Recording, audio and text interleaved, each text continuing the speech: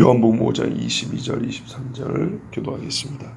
아버지께서 아무도 심판하지 아니하시고 심판을 다 아들에게 맡기셨으니 아버지를 공경하는 것 같이 아들을 공경하게 하려 하시니라. 아들을 공경하지 아니하는 자는 그를 보내신 아버지로 공경하지 아니하느니라. 아멘. 우리 예수님이 본인이 하나님이시다 이 주장을 했습니다. 그런데 이 주장하게 된 계기는 자기를 하나님의 친아들이다, 아버지는 하나님은 나의 친아버지다, 이렇게 주장을 했기 때문입니다. 그 주장을 어떻게 그런 주장을 하는지 어떻게 하느냐면 예수님이 아버지가 일하시니 나도 일하신다, 그래서 알게 됐습니다. 자, 보세요. 순서를. 왜 안식일에 일하냐? 우리 아버지가 안식일에 이런 일 하신다. 그래서 나도 아버지하고 똑같이 한다 그랬어요. 그래서 사람들이 네가 안식일을 보면서도 죽어야 되는데 하나님을 친아버지라 하니 죽어야겠구나 그랬어요. 그래서 예수님이 일가족을 해놓으니까 아들은 본래 아버지가 하신 일을 보고한다 그랬어요. 아버지가 이런 일을 하신다.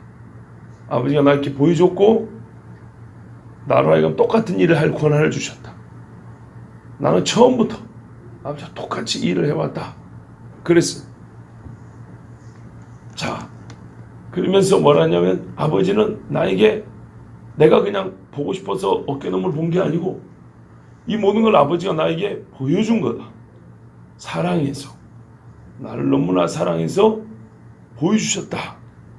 이렇게 해서 이제 예수님이 계속 일을 키워나가는 겁니다. 주제는 뭐예요?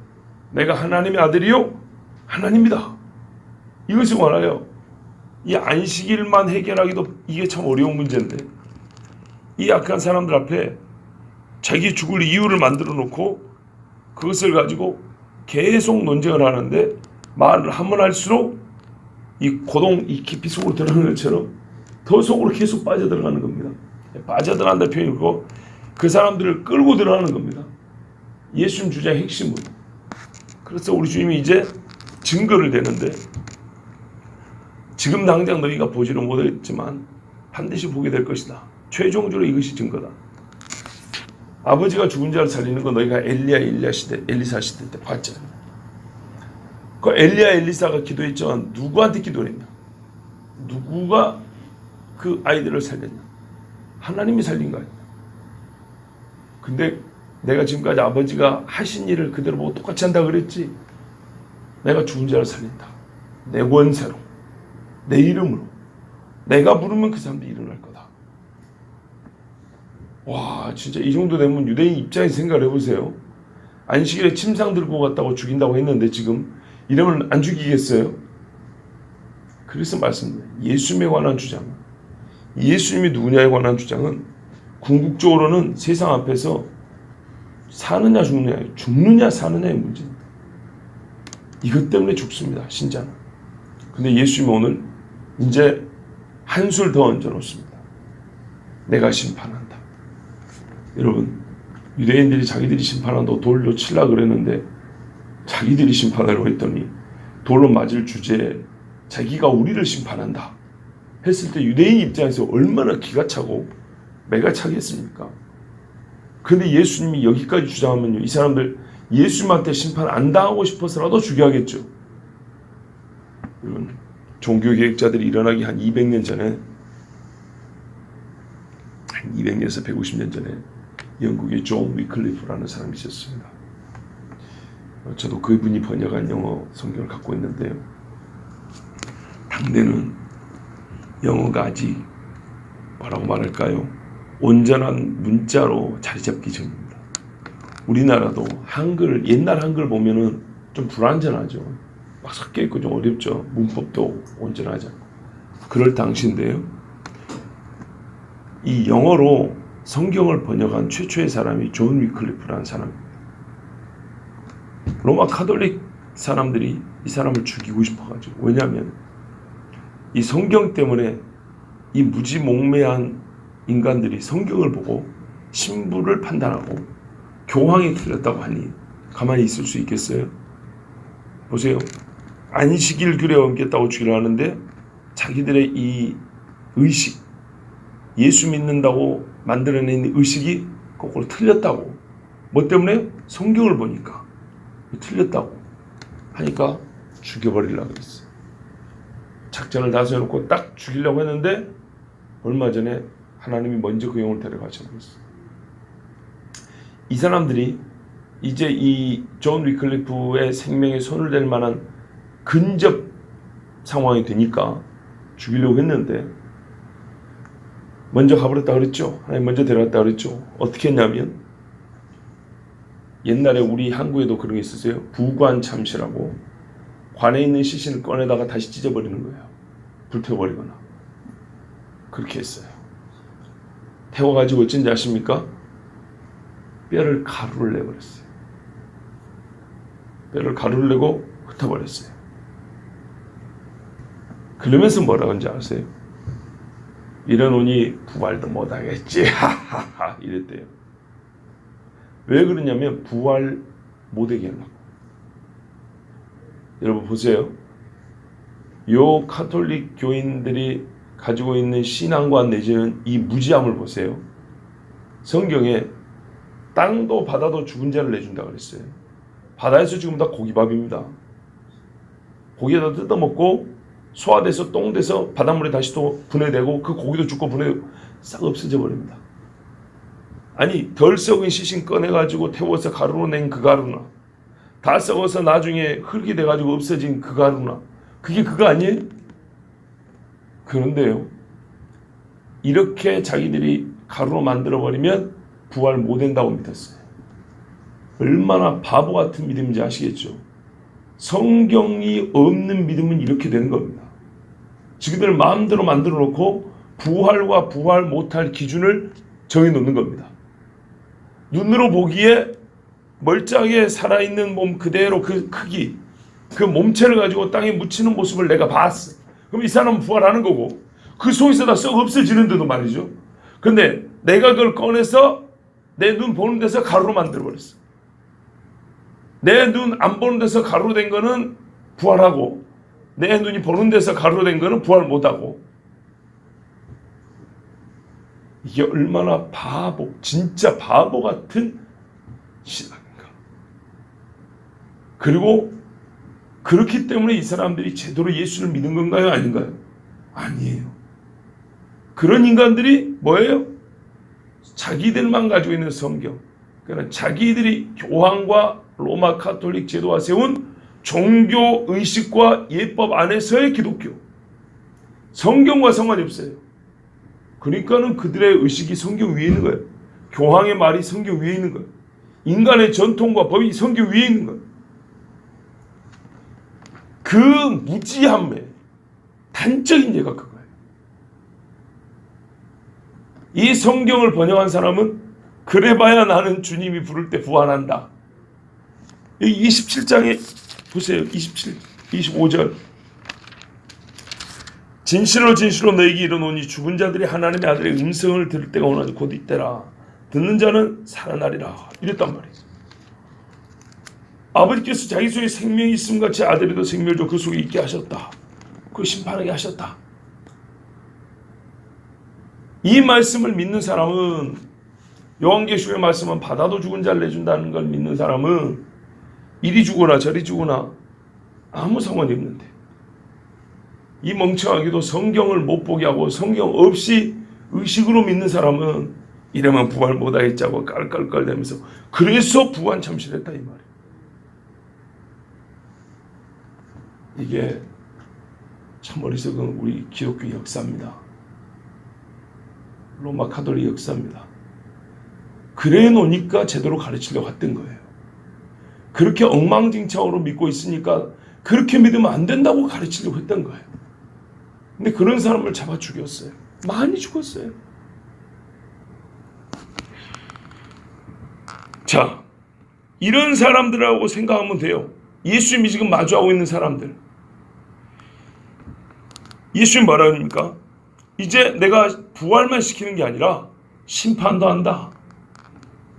이래 놓으니까 이 사람들은 절대로 예수님을 살려두면 안 되겠죠. 잘못하면 여차하면 이 예수한테 내가 심판당하게 생겼으니까 성경만 번역해도 부활 못하게 하려고 했는데, 이런 어떤 의미에서는 정말 극과 극의 대치 상황으로 예수님이 지금 이 사람들을 끌고 들어가고 있습니다. 여러분, 어제도 제가 설교 말미에 괴로운 심정 이야기를 했어요. 예수 안 믿었으면 우리는 그런 극적인 상황, 그러니까 극적보다 좋은 어떤 그런 우리 인생에 있어서 어떤 끄트머리에 있는 상황에서 그런 끄트머리의 선택은 안 해도 됩니다. 그렇지만 예수 믿기 때문에 그래 해야 될 때가 있는 겁니다. 왜냐, 우리가 반드시 주님 앞에 서기 때문입니다. 아버지께서 아무도 심판하지 아니하시고 심판을 다 아들에게 맡기셨다. 자, 이렇게 말했을 때 이 사람들이 이제 화가 날 건데, 문제는 그 사람들이 화를 내든지 안 내든지 이게 성경의 예언입니다. 메시아가 오면 그는 반드시 심판하는 권세를 갖고 온다는 게 성경의 예언입니다. 근데 예수님이 이거를 싹 빼버리고 얘기한다. 그러면은 자기가 메시아 아니다는 소리입니다. 세상 사람들은요, 구원자와 심판자를 반대로 생각합니다. 근데 오늘 말씀을 보세요. 예수님은 자기가 원하는 자를 살린다 그랬고요. 또 뭐냐면 나는 심판자다 이렇게 말했어요. 이게 하나님의 아들이 이 땅에 할 일이에요. 근데 세상 사람들은 뭐만 좋아해요? 크리스마스만 좋아해요. 세상에 평화를 주러 왔대요. 부활절도 안 좋아해요. 부활절은 그래도 교회 등록한 사람들이 좋아해요. 부활의 그 분위기 정도는. 그런데 세상은 부활한 것 자체 이야기를 듣고 싶지 않아요. 왜? 죽었다는 게 전제되어 있거든요. 뭐 누굴 위해 죽였냐? 우리를 죽었대요. 이 소리 듣고 싶지 않아요. 그냥 세상 사람들 뭐 좋아해요? 평화의 어린아이만 좋아하는 거예요. 잠자고 있는, 아무 소리도 못하는, 엄마 품에 안겨만 있는, 그 밤에 별이 반짝반짝했던 그 밤만 좋아하는 거예요. 그러니까 말 그대로 세상 사람 좋아하는 딱 그 고요한 밤만 좋아하는 거예요. 거룩한 밤도 아니에요. 고요한 밤만. 그런데 성경은 그렇게 말하지 않습니다. 그 아이가 철장 권세를 가져 만국을 심판할 자라고 처음부터 그렇게 예언을 했습니다. 우리가 성탄절에도 성경대로 보면 예수님에 관하여 정말 다양한 신앙 고백을 할 수 있습니다. 구약 어디 있냐? 제가 다 읽어드리면 못하지만 시편 67편 4절에 있어요. 72편 1절에 있어요. 96편 13절에 있어요. 98편 9절에 있어요. 98편 9절을 한번 찾아보겠습니다. 시편에 이렇게 기록이 되어 있는데요. 뭐 2편도 충분히 확인할 수 있어요. 메시아가 오면 심판한다. 왜냐? 그가 만물의 주님이기 때문이다 라는 것이 구약에 됐어요. 다시요. 메시아는 심판한다. 왜? 메시아는 본질상 만물의 주님이기 때문에 심판할 권한도 있다. 보세요. 만유의 주가, 그렇죠? 주님이니까 심판을 하죠. 98편 9절에 같이 읽겠습니다. 시작. 그가 땅을 심판하러 임하실 것이미로다. 그가 의로 세계를 판단하시며 공평으로 그의 백성을 심판하시리로다. 아멘. 그가 누굽니까? 다윗입니까? 아니죠. 임한대요. 이후에 임한대요. 시편은요, 다윗의 시도 기록이 되어 있습니다. 무슨 말이냐면 다윗 이후에 최종적으로 기록되고 정리된 게 시편입니다. 가장 의롭다고 한 유대의 다윗 왕도 여기에 그가 아닙니다. 다윗은 내가 내 주를 보았다 이렇게 얘기한 사람입니다. 그 주님을 얘기하는 겁니다. 그 주님이 와서 뭐 한다고요? 심판한대요. 이사야 11장, 우리가 잘 아는 메시아장이죠. 이사야 11장 3절 4절을 보십시오.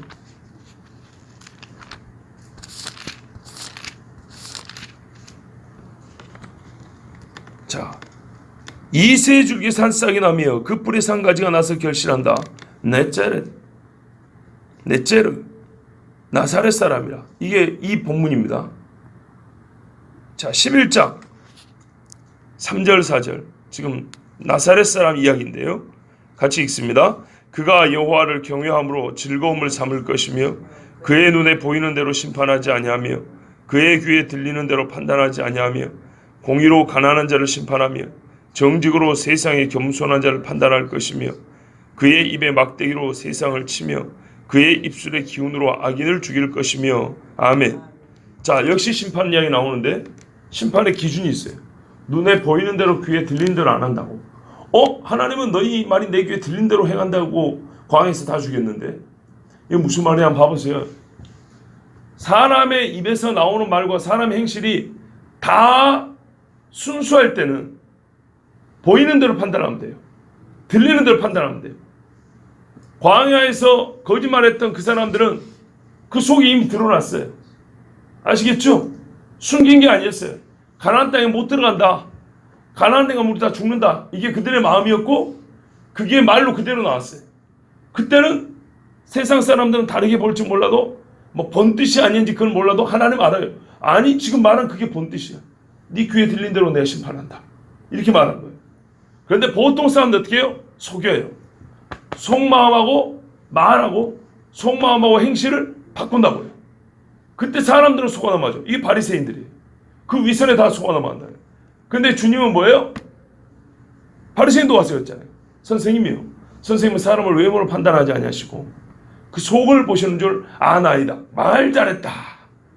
너희들이 지금 그 썩어 빠진 거짓말하는 속으로 내 앞에 온 줄 내가 다 안다. 이런 경우를 얘기하는 거예요. 귀에 들리는 대로 심판하지 아니하며 보이는 대로 심판하지 않는다는 건 뭐냐면 사람을 속이는 그런 위선. 좋죠. 그죠? 그 말 좋죠. 그 행실 좋죠. 그런데 나는 속을 보기 때문에 속을 가지고 판단한다 이런 말이에요. 아시겠죠? 성경에서 말이 다르게 기록된 거는 반대가 아니고요. 하나님이 못 쓴 게 아니고 사람의 이중성 때문에 한편은 이렇게 말하고 한편은 저렇게 말하는 겁니다. 아시겠죠? 자, 밤에 기도하고 피곤하시는데 자 보세요. 저도 말을 느리 안 할 테니까 하나님께서 들리는 대로 심판하는 경우가 있고 들리는 대로 심판하지 않는 경우가 있는데 그는 사람이 속과 말이 일치될 때는 들리는 대로 심판하면 돼요. 속과 말이 일치하지 않을 때는 들리는 대로 심판하는 게 아니라 그 속을 확인해서 심판하면 돼요. 그래서 성경은 양자가 다 기록이 되어 있는 거예요. 어쨌든 이 세 줄기에서 나온 그 가지는 뭐 한다고요? 심판한다고요. 그럼 모든 심판이 끝났을 때 어떻게 해요? 6절에 이리와 어린 양이 뛰어논다는 얘기가 그 나오는 거예요. 이 메시아의 나라입니다. 메시아가 뭐 한다고요? 심판한다고요. 바로 이 이리와 어린 양이 뛰어놓은 나라로 바로 가는 게 아니에요. 심판이 있어요. 예레미야 23장 5절도 심판이 있고요. 미가 5장 보세요. 우리가 잘 아는 미가는 메시아 예언이잖아요. 베들레헴 에브라다야 너는 작지 아니하도다. 이게 미가 말씀이죠. 메시아가 온다는 것만 얘기한 게 아니에요. 어느 지역에서 출세한다는 얘기만 한 게 아니에요. 그가 우리를 통치하신다는 얘기하고 있어요. 1절부터 4절 좀 기니까 제가 읽겠습니다. 딸군대여 너는 때를 모을지어다. 그들이 우리를 에워쌌으니 막대기로 이스라엘 재판자의 뺨을 치르로다. 베들레헴 에브라다야 너는 유다 중에 족속 중에 작을지라도 이스라엘을 다스릴 자가 내게로 나올 것이라. 그의 근본은 상고에 영원에 있느니라. 보세요 여기도. 이스라엘을 다스릴 자 메시아가 어쩐다고요? 그의 근본이 상고 최고로 오래된 영원에 있다 그랬잖아요. 그러니까 성경에는 뭐라고 하냐면 베들레헴 에브라다에서 태어나는 누구요? 메시아는 영원한 존재다 이런 말이에요. 그러므로 여인이 해산하기까지 그들을 붙여두시겠고 그 후에는 그의 형제 가운데 남은 자가 이스라엘 자손에게로 돌아오리니 이스라엘 돌아오는 얘기까지 들어있죠.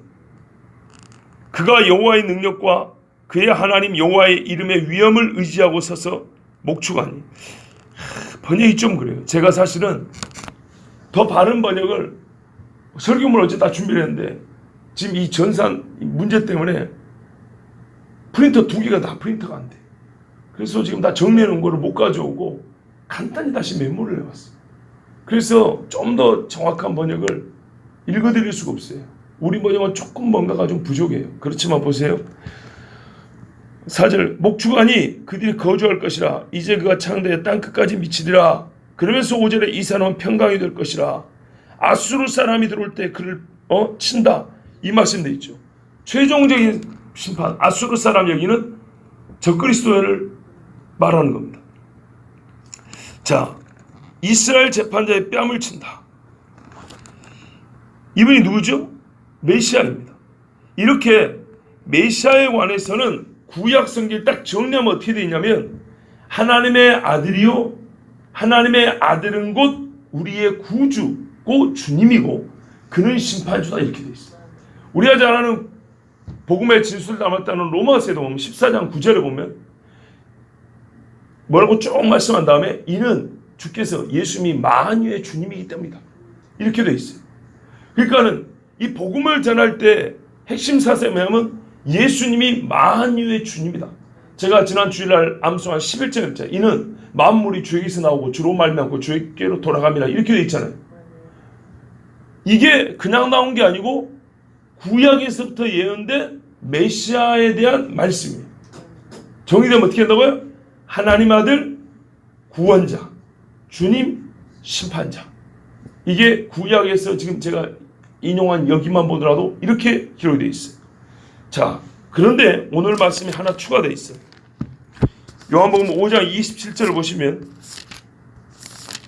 자, 부활과 심판을 다 말했죠. 그러면서 이렇게 되어 있어요. 또 인자됨으로 말미암아 심판하는 권한을 주셨느니라. 권세를 주셨느니라. 그러니까는 23절까지 말하고 나서 24절부터 재반복을 해주는데 그때 뭐라고 말씀하냐면 인자됨으로 말미암아 심판하는 권세를 줬다 그랬어요. 인자는 뭡니까? 예수님이 이 땅에 오셔서 자기를 계속 가르쳐 부를 때 말하면 인자는 그랬어요. 말 그대로 사람의 아들이라는 뜻입니다. 그건 뭐 어려워서 자꾸 그렇게 불렀을까요? 근데 유대인들은 그렇게 말 안 합니다. 그렇게 안 부릅니다. 왜냐하면 인자는 말은 다니엘서 7장에 보면 한번 읽어볼까요? 뭐 여러 번 본 거지만 그래도 읽으면 또 다릅니다. 다니엘 7장 8절 9절부터 보겠습니다. 다니엘 7장 9절부터 보면 오늘 이 말씀에 전체적인 게 함께 나와 있습니다. 7장 9절부터 11절까지 14절까지 교독을 한번 하겠습니다. 7장 9절부터 14절 교독합니다. 내가 보니 왕좌가 놓이고 옛적부터 항상 계신 이가 좌정하셨는데 보좌 이야기죠. 왕이라 그랬어요. 그의 옷은 희기가 눈 같고 그의 머리털은 깨끗한 양의 털 같고 그의 보좌는 불꽃이요 그의 바퀴는 타오르는 불이며 불이 금처럼 흘러 그의 앞에서 나오며 그를 섬기는 자는 천천히요 그 앞에서 모셔 선 자는 만만이며 심판을 베푸는데 책들이 펴놓여 있더라. 그때 내가 작은 뿔이 말하는 큰 목소리로 말미암아 주목하는 보는 사이에 짐승이 죽임을 당하고 그의 시체가 상한 바 되어 타오르는 불에 던져졌으며 그 남은 짐승들은 그의 권세를 빼앗겼으며 그 생명은 보존되어 정한 시기가 이르기를 기다리게 되었더라. 내가 또 밤 환상 중에 보니 인자 같은 이가 하늘 구름을 타고 와서 옛적부터 항상 계신 이에게 나아가 그 앞으로 인도되매 그에게 권세와 영광과 나라를 주고 모든 백성과 나라들과 나라는 모든 자들이 그를 섬기게 하였으니 그의 권세는 소멸되지 아니하는 영원한 권세요 그의 나라는 멸망하지 아니할 것입니다. 아멘.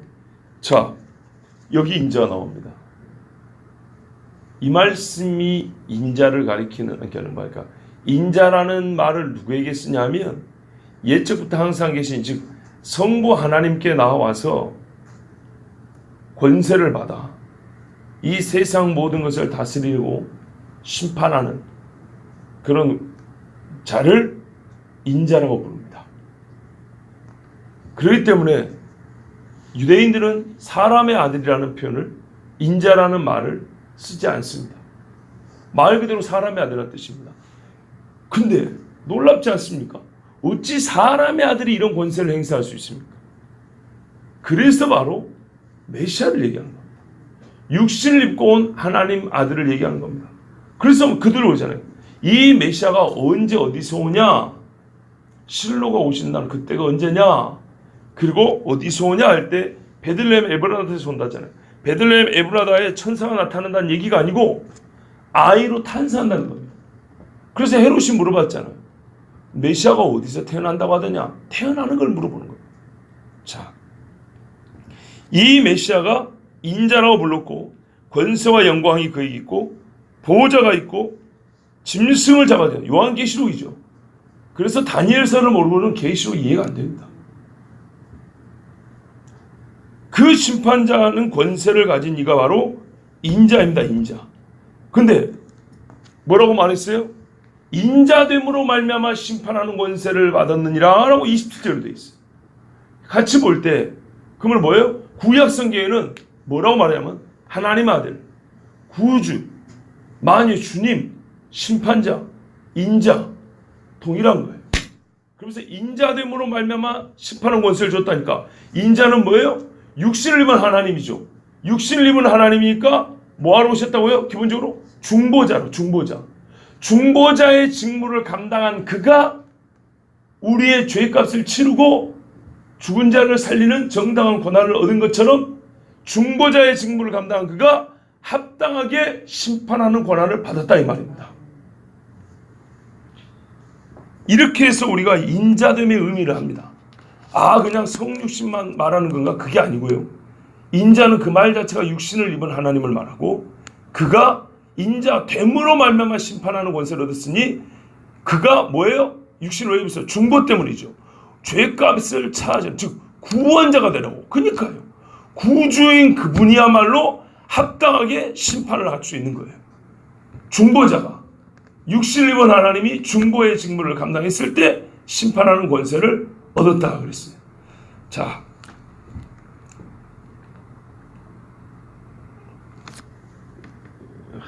좀 어떻게 해야 될까요? 히브리서에 보면 우리 이렇게 돼 있어요. 그가 혈과 육을 가지고 고난을 당하여 합당하게 구원의 대장이 되었다 이렇게 돼 있어요. 우리가 저번에 특별 새벽기도 때는 예수님이 시험을 이기심으로 합당하게 대제사장의 자격을 얻었다 그랬어요. 우리가 이 점을 봐야 돼요. 예수님은 하나님이시지만 육을 입고 온 하나님은 육으로서 자기의 직무를 감당하기 위해서 영원부터 세우는 하나님의 기준에 부합해야 됩니다. 첫 번째 기준이 육을 갖고 있어야, 혈과 육을 갖고 있어야 된다는 것이고 흠이 없어야 된다는 것입니다. 아시겠죠? 흠이 없게 시작하셨고 흠이 없는 어린 양이고 대제사장을 최종적으로 십자가 지기 전에 대제사장들, 인간 대제사장한테 확인을 받았다고 해요. 죄 없다는 걸. 그리고 그가 우리 죄를 위하여 죽으셨어요. 모든 사람의 죄를 짊어지고 죽으셨어요. 그런 다음에 그가 부활하셨어요. 그래도 빌립보서 2장이 뭐라 그래요? 함께 찾아볼게요. 피곤하신 분이 많으니까 잠을 깨우기 위해서라도 찾아봐야 돼요. 빌립보서 2장 8절에서 11절.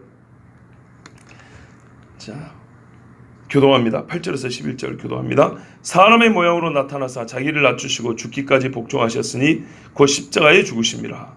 이러므로 하나님이 그를 지극히 높여 모든 이름 위에 뛰어난 이름을 주사. 자, 이름으로 그랬어요. 죽지 않으셨으면 뛰어난 이름 안 줍니다. 잘 보셔야 돼요. 예수님을 말하는 겁니다. 육을 입은 하나님, 중보자입니다. 히브리서 들을 때 이거 정말 강조 많이 했어요. 본체 신이신 분을 얘기하는 게 아니에요. 육을 입고 온 인자를 얘기하는 겁니다. 인자가 모든 이름이여 뛰어난 이름을 얻으려면 그는 십자가에 죽어야 합니다. 10절입니다. 하늘에 있는 자들과 땅에 있는 자들과 땅 아래에 있는 자들로 모든 무릎을 예수 이름에 꿇게 하시고 모든 입으로 예수 그리스도를 주라 시인하여 하나님 아버지께 영광을 돌리게 하셨습니다. 아멘. 자, 보세요. 이름으로 사람이 되셨고 죽기까지 복종하여 십자가에 죽으셨다. 이것이 원인이 되어서 하나님이 하신 일이 뭐냐, 해준 일이 뭐냐면 모든 이름이여 뛰어난 이름이 되게 하셨고 그리고 땅과 땅 아래에 있는 하늘에 있는 자들까지 모두 예수의 이름에 무릎을 꿇게 하시고 모든 입으로 예수 그리스도를 주라 시인하여 하나님 아버지께 영광을 돌리겠다고 그랬습니다. 이게 인자됨으로 말미암아 해주셨다 그 말입니다. 아시겠죠? 인자됨으로 말미암아 이렇게 보좌의 높이 앉으시고 모든 이름이 주라고 시인하여 경배하게 했다 이 말입니다. 주로 시인하여 경배하게 했다. 오늘 그러면 요한복음 말씀에도 뭐라고 되어 있습니까? 조금 23절 보면 아버지께서 자기를 공경하는 것처럼 사람들이 아버지를 공경하는 것처럼 아들을 공경하게 하려 하십니다. 그러니까 아버지를 섬기는 것처럼 아들을 똑같이 섬기게 하려 하십니다. 아들을 공경하지 아니하는 자는 그를 보내신 아버지도 공경하지 아니하느니라. 왜? 아버지가 아들을 이렇게 높였거든요. 아버지가 아들을 자기와 동등되게 높였거든요. 다시 한번 개념 정리할게요. 우리가 이 땅에 오기 전에 선제라 그래요. 선제, 먼저 계신 분. 요한이 말한 것처럼 원래 계셨던 분을 얘기하는 게 아니죠. 본체 하나님이신 그분을 우리가 지금 소위 말로 다룬다는 게 아니에요. 우리가 이 말로 다루고 있는 분은 어떤 분이냐면 육을 입고 온 마구간에서 어린아이로 온 그분을 얘기하는 거예요. 육을 입은 하나님에 대하여 그 우리 눈에는 육체로밖에 안 보이는 그분에 대하여 모든 사람이 그래서 나사렛 목수의 아들로만 알았던 그분이 어떻게 하나님이고 어떻게 우리가 그분을 나의 구주로 믿어야 구원을 받느냐 이야기예요. 그랬을 때 그분이 인자로서 이 땅에 오셔서 모든 일을 온전히 감당하기 때문에 인자는 사람의 아들을 왔다는 거예요. 즉 사람으로서 감당하기 때문에. 그러면 사람으로 감당한 게 뭐냐면 중보자라 했어요. 하나님과 사람 사이의 중보는 한 분이신 사람이신 예수라. 이 중보의 일을 감당했을 때 그는 그 합당함으로 말미암아 하나님이 구주가 되게 하셨고 심판자가 되게 하셨다. 이 말씀입니다.